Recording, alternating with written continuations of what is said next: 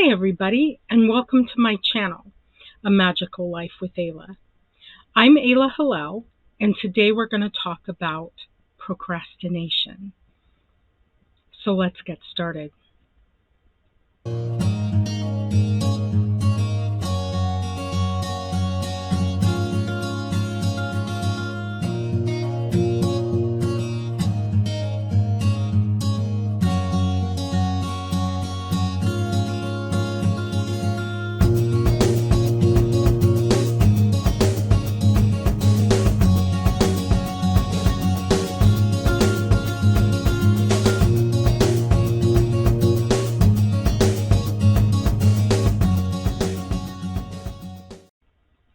So in the conversation about cellular vibration and physical energy, we talk about limiting beliefs.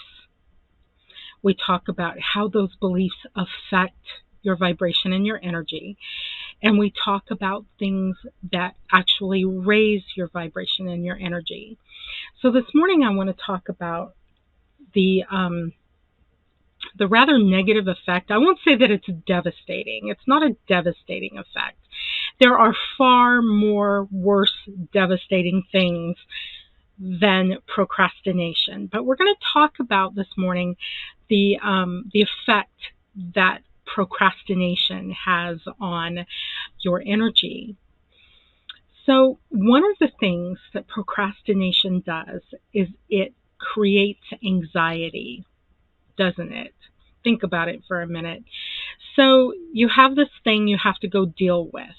Let's say it's something that you have to go deal with. We'll talk about that first, then we'll talk about something fun that you get to do that's causing you to procrastinate. But let's talk about the negative aspect first. So you have this thing you have to go deal with, and you put it off and you put it off and you put it off because you don't want to go deal with it. You're concerned about what's going to happen when you get there. You're concerned about how things are going to turn out. And so this is very troublesome, isn't it? And the more you think about it, the more anxious you get. Okay, so the answer, you already know the answer to this. The answer is to go right away. Go right away.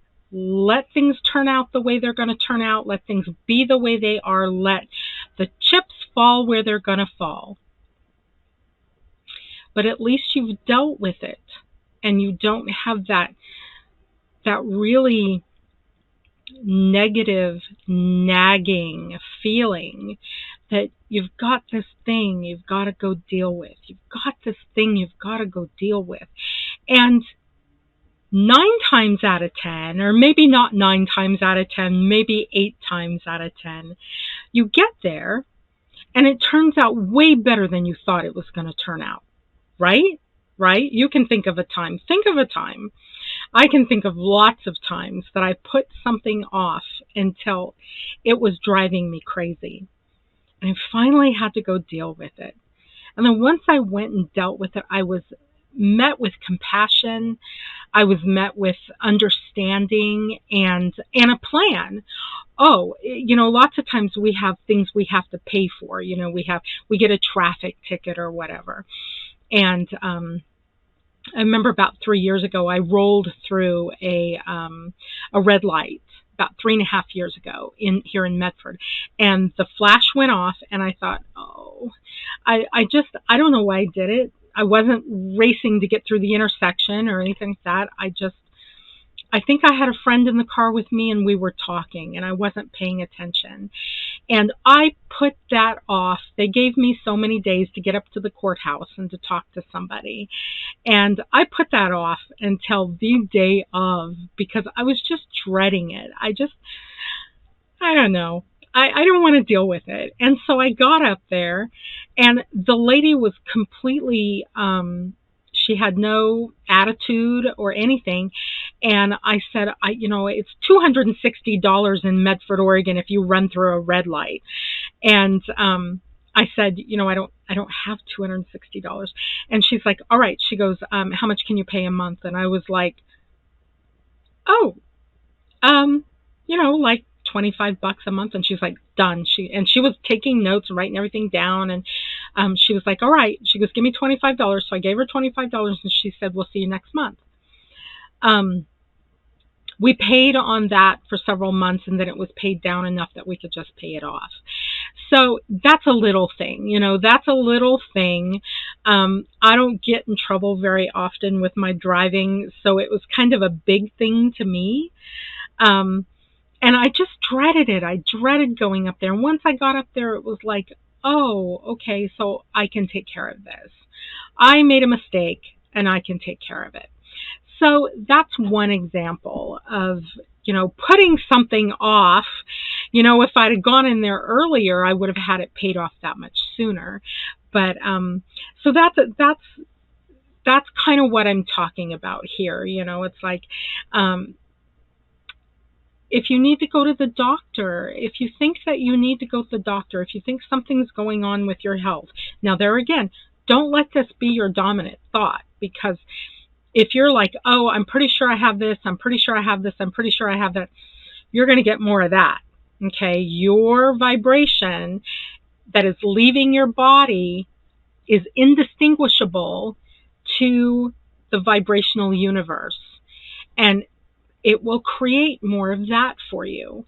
But if you think you need to go to the doctor, go to the doctor and go right away. I mean, these days you call the doctor and you say, I need to see a doctor, and they set you out 3 months. So you should call the doctor soon if you think you need to go to the doctor. And don't worry about that. Don't procrastinate with that. So that's kind of the downside of what happens when we put things off. So now let me tell you the story of one of my little granddaughters. I have 3 granddaughters, and I love them all very much. But the middle granddaughter decided that she wanted her septum pierced. And so we called the place over here across the street from where we live, and they said, oh no, we don't make appointments, you just walk in.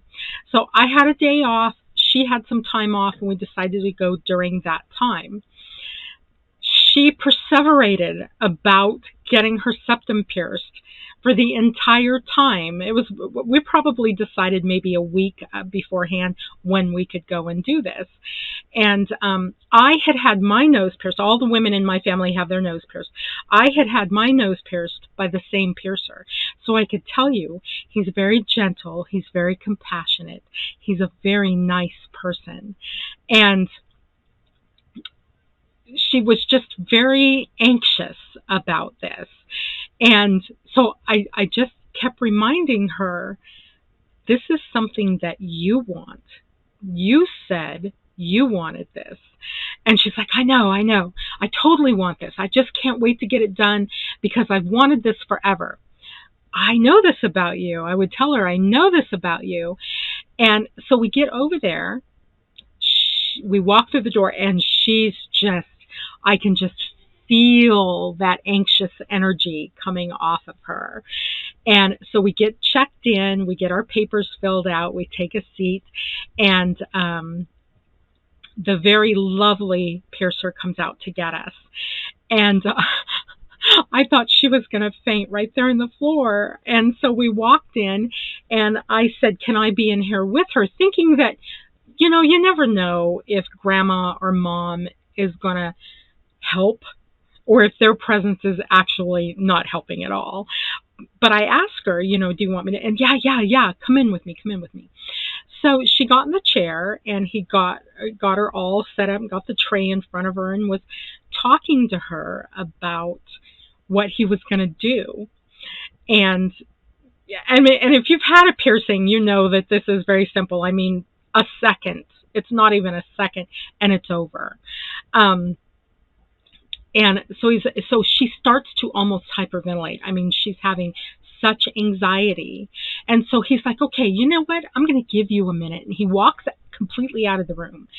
And I walked over to her and I said, okay, now I just want to remind you that this was something that you wanted to have done. And she's like, I know, I really do. And I said, it's going to take half a second and then it's going to be over.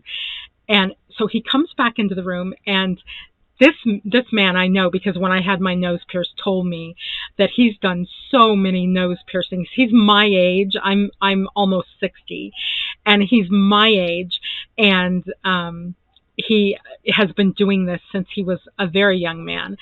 So a lot of piercings, a lot of piercings.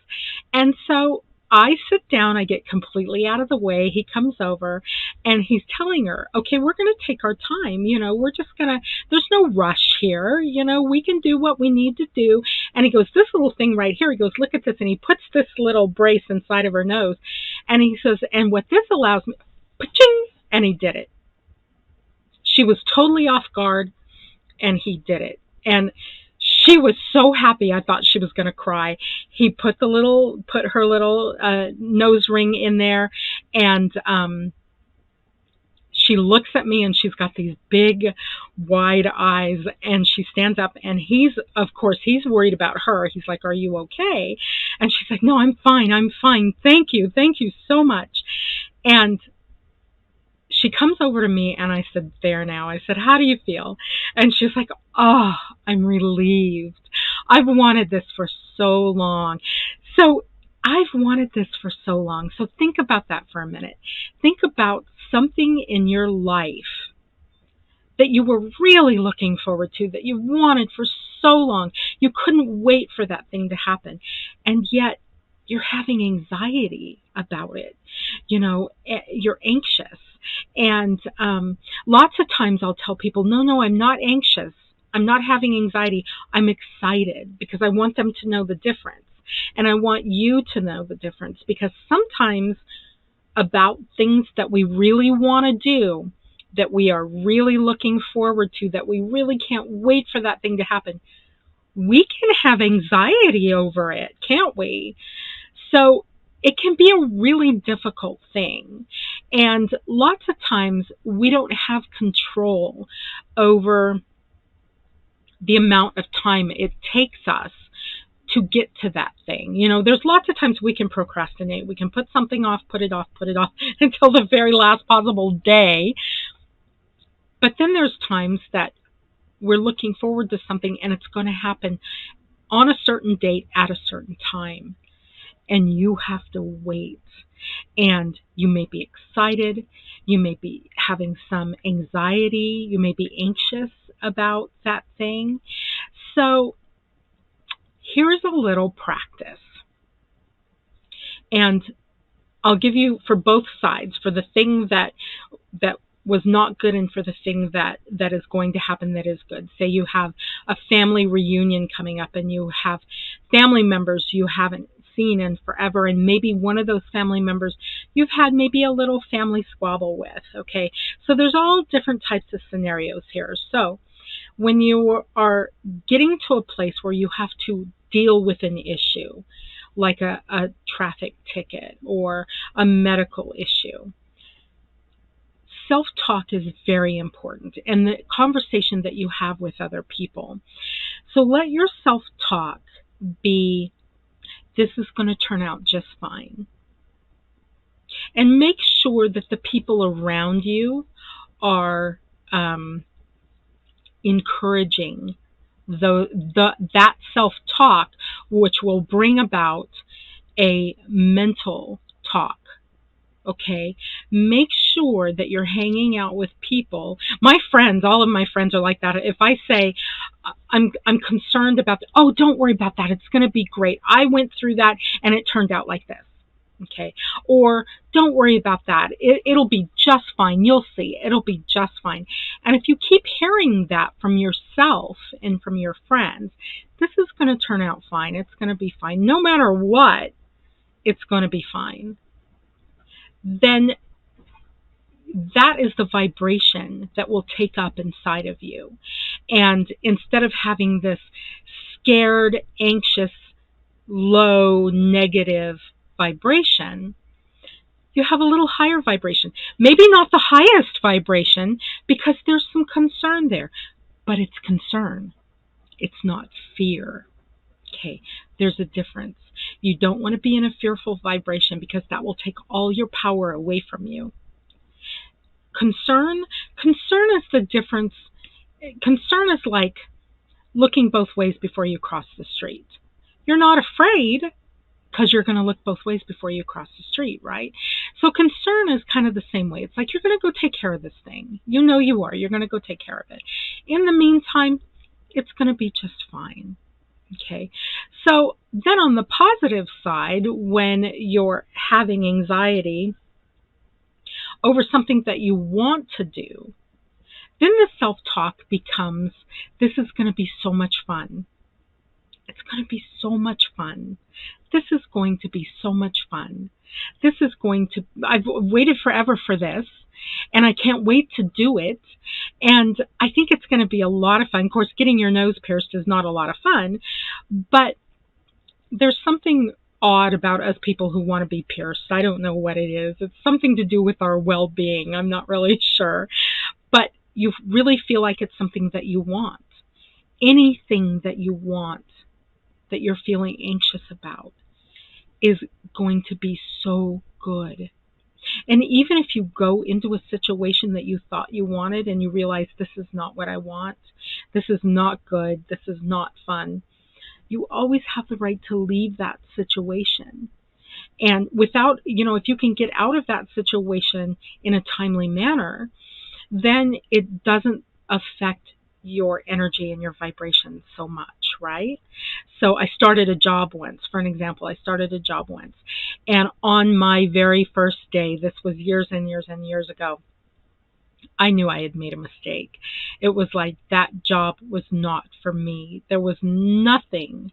I had the skill set, but there was nothing about being at that particular, with that company, with those people, that was good for me. It was a toxic environment, and I could feel it on my very first day.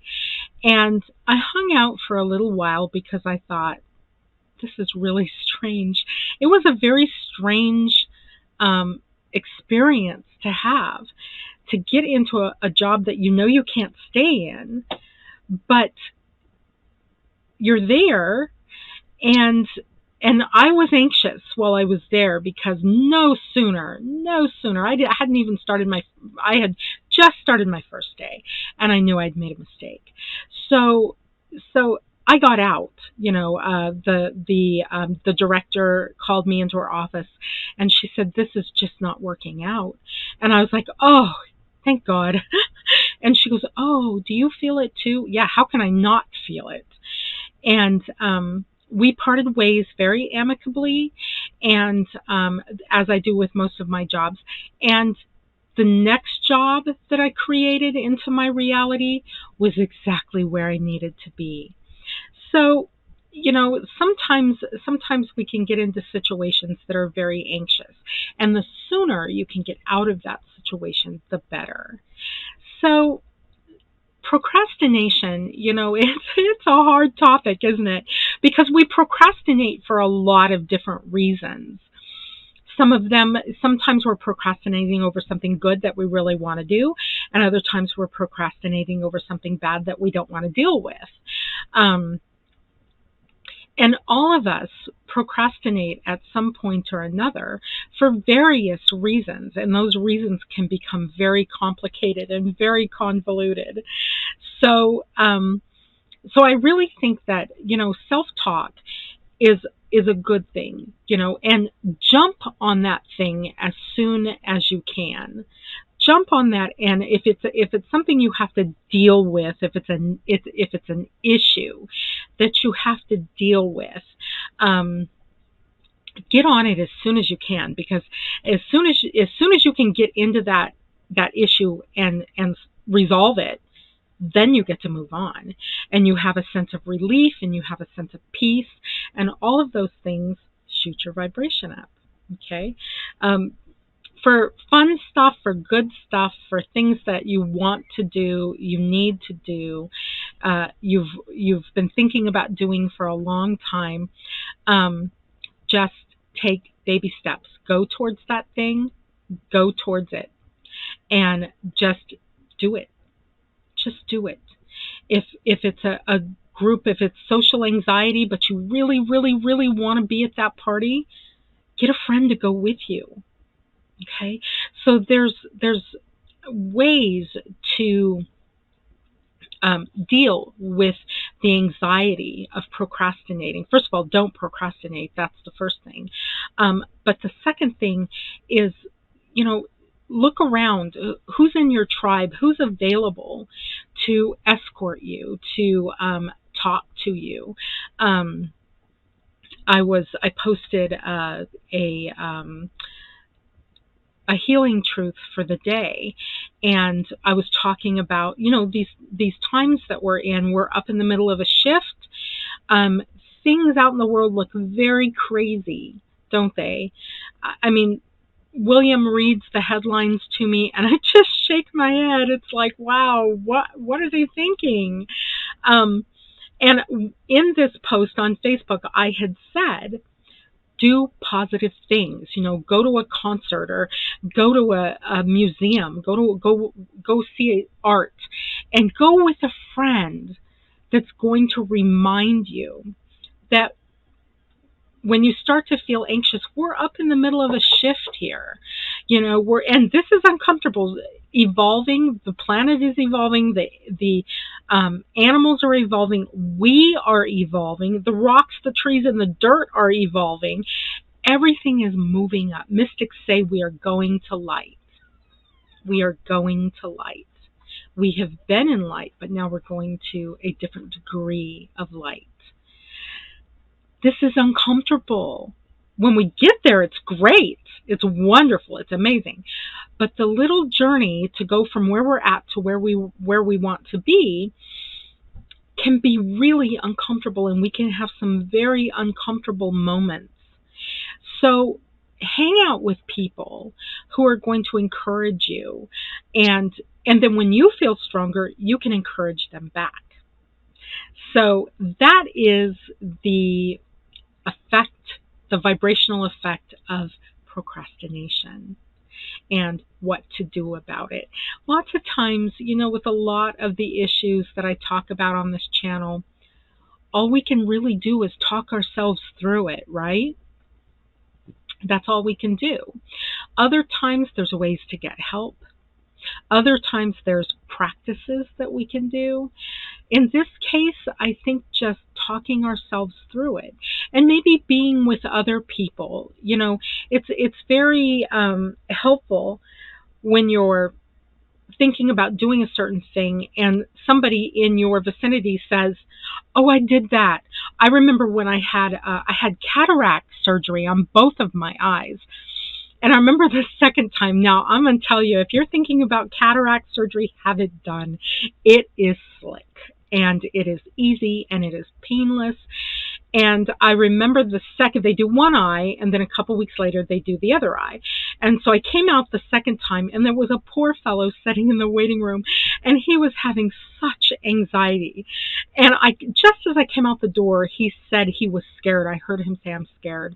And he looked at me, and I must look like a mess. My hair must have been everywhere. And I had just come out of anesthesia. They put you under this very light anesthesia that only lasts for about 15 minutes. And I must have been a fright to look at. And I looked at him and I said, "Don't give it another thought." I said, "This was the easiest thing I've ever done in my life." Easy, simple, painless. And he was like, "Really?" Yeah. You don't feel anything. They put you out for a few minutes. They do what they need to do. And then you're sitting in a chair out in recovery. It's so easy.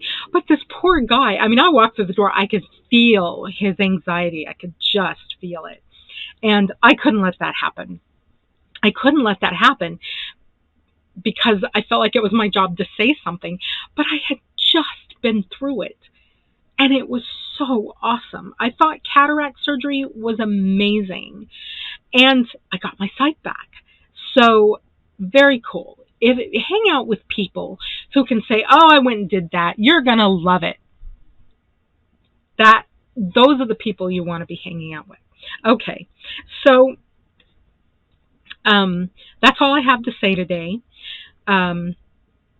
Please like and subscribe to this channel. And I have a new channel. It's Morning Tarot Devotions. This is very, very simple. Everything I do at this age is going to be very, very simple.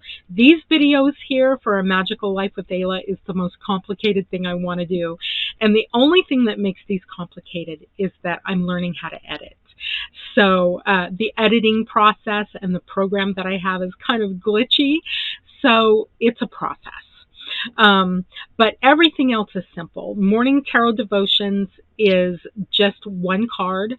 It's not so much a reading as, I mean, it's a reading if it applies to you, right? But we're just going to kind of set the tone for the day. When you do a devotion, what you're doing is you're kind of setting your day up. You're setting a vibration for the rest of your day. And this is what I want to do with Morning Tarot Devotions, is just, here's this card, here's a couple of meanings, and kind of set the tone for my day. And of course, I want to drag you along into that too. So that's Morning Tarot Devotions. And then there's my website, amagicallifewithayla.com. So there's all kinds of things to look at and read on there, and stuff to purchase if you want to buy stuff. And that's all I have to say for today. So have an awesome day. I love you. Blessed be.